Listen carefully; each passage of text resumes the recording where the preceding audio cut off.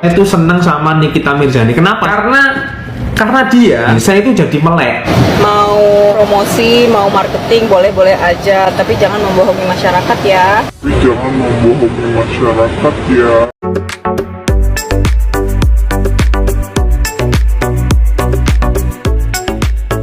Podcastnya Dr. Reza yang ini, aku yakin banget kalau Dr. Reza tuh benar. Dan kebenaran berpihak sama Dr. Reza. Karena kenapa aku bisa bilang begitu?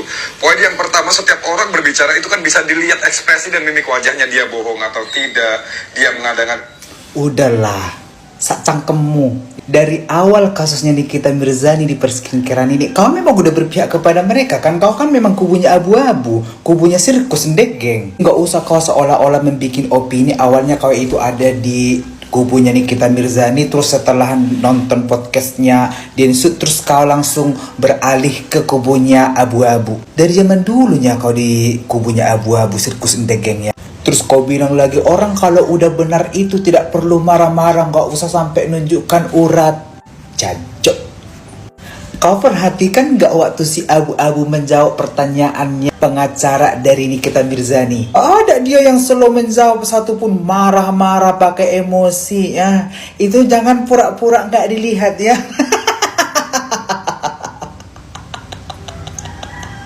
Giliran timnya Nikita Mirzani yang marah-marah kau ucapkan, giliran si abu-abu yang kesal emosi menjawab diam-diam baik. Sebelum kau menonton podcastnya Densu, kau tontonlah pula kan persidangan yang kemarin yang waktu datang si abu-abu ke pengadilan itu. Gak usah kau berbicara masalah IQ, SDM yang ada di pihaknya Nikita Mirzani di bawah rata-rata.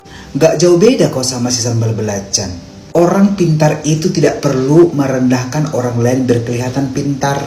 Kalau memang SDM kau di atas rata-rata, IQ kau jauh lebih tinggi. Harusnya bisa dong kau cerna. Kau yang dibahas kemarin bukan masalah pemerasan, melainkan masalah kesepakatan dan berfokus hanya kepada pembulian, pencemaran nama baik. Itu IQ yang paling tinggi. Kocak.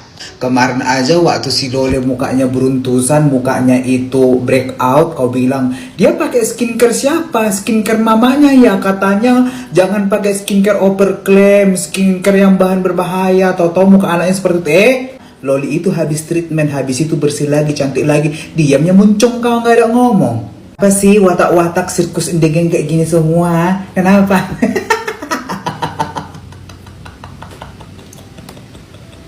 Udah tahu kau belum kalau produknya si abu-abu itu tidak BPOM? Pihak BPOM juga sudah mengumumkan itu tidak ber-BPOM. Kalau memang kita benar, kalau memang kita itu tidak bersalah, gak usah marah-marah, gak usah pakai urat, gak usah pakai bentak-bentak. Tinggal tunjukin nih buktinya, ini buktinya, tinggal enjoy aja. Kocak, kamu itu tinggal di mana? Baru tahu di negara Konoha ini kayak mana? Umur segitu kau nggak tahu kalau di negara ini hukum bisa dibeli.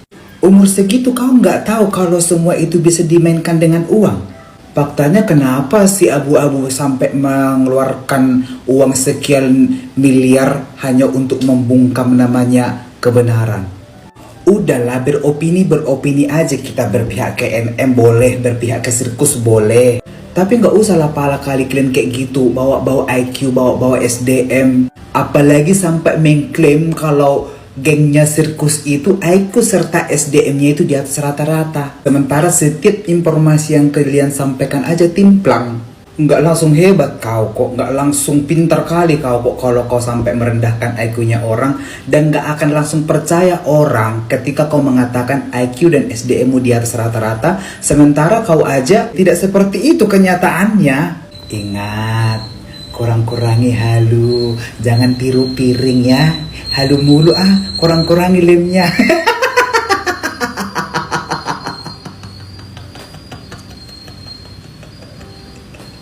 Lucu-lucu lah pokoknya timnya sirkus indegeng ini.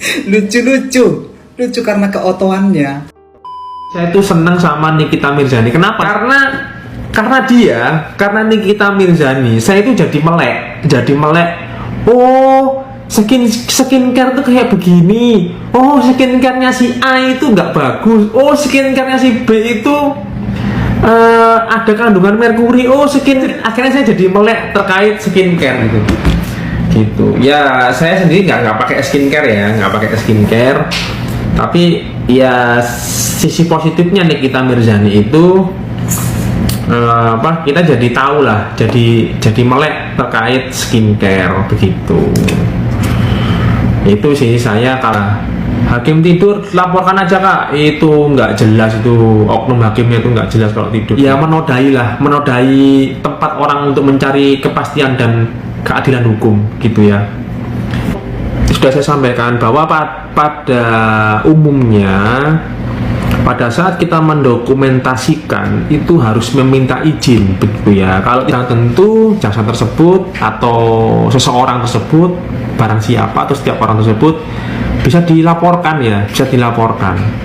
Misalkan nih kita misalnya nggak terima nih, bisa melaporkan, silakan, nggak apa-apa. Sudah pada tahu belum ini melaporkan oknum jaksanya itu ke KPK? Udah pada tahu belum? Udah pada tahu belum?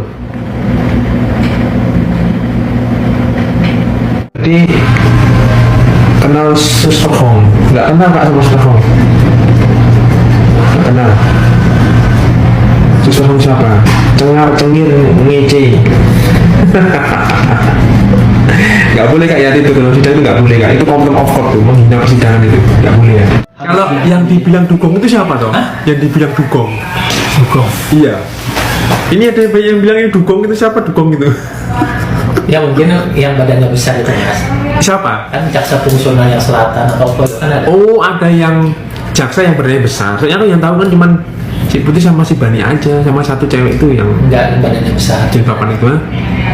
Oh, ada juga. Besar. Oh. Kan arahnya kan udah fisik Mas. Iya.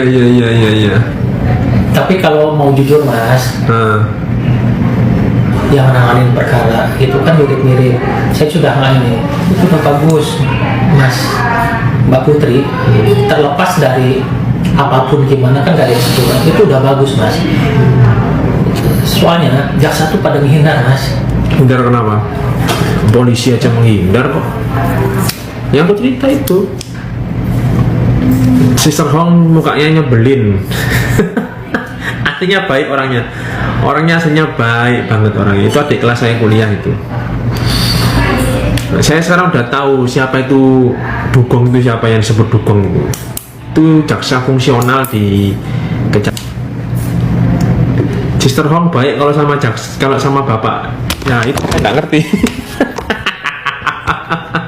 Saya nggak ngerti kalau sama yang lain. Cuman kalau sama saya baik, sama saya baik. Baik sekali ya. Loh, sama Pak Gandara bilangnya baik juga. Itu menjalankan peran. Nah, kata Pak Gandara, Mbak Putri itu sedang menjalankan peran sebagai jaksa. Gitu. Jadi yang tanya-tanya kalau ada jaksa, terutama di perkaranya Nikmir yang main HP ya, saya sampaikan ya, ini sekarang era digital. Jadi kemungkinan, jadi kita mesti thinking aja, kemungkinan handphone itu dipakai untuk mengetik apa yang terjadi di persidangan menjadi fakta persidangan, atau dakwaannya ada di situ, berkasnya ada di situ, sehingga bacanya di situ juga. Salah satu jaksa penuntut umum sedang live dan tiba-tiba netizen membanjiri dengan komentar.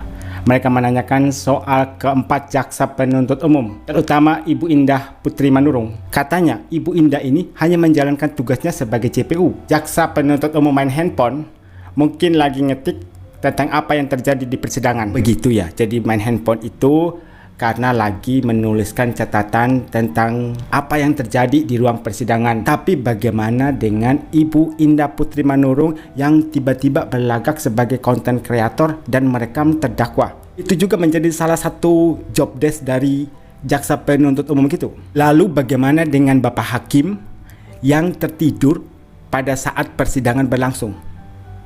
Apakah itu menjadi bagian dari job desk mereka? Kita netizen bertanya-tanya, wajar dong. Seseorang yang menyerahkan uang untuk menutupi kejahatannya masih dapat disebutkan sebagai korban pemerasan. Ya, itu sangat menarik untuk dibahas secara hukum. Ya, karena untuk menutupi kejahatannya dia memberikan uang. Artinya dia mendapatkan sesuatu, istilahnya itu prestasi. Dan sebagai imbalannya, si pelaku tidak melakukan pembocoran atau membuka kejahatannya. Itu namanya kontraprestasi. Ada prestasi, ada kontraprestasi. Apakah itu termasuk perjanjian kesepakatan bersama?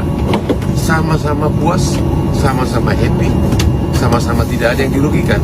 Karena apa? Aku kasih duit tapi jangan bongkar ya. Saya punya topeng dan tidak dibongkar. Aku puas.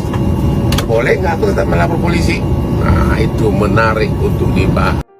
Sepertinya kasus ini menjadi bumerang tersendiri bagi pihak pelapor.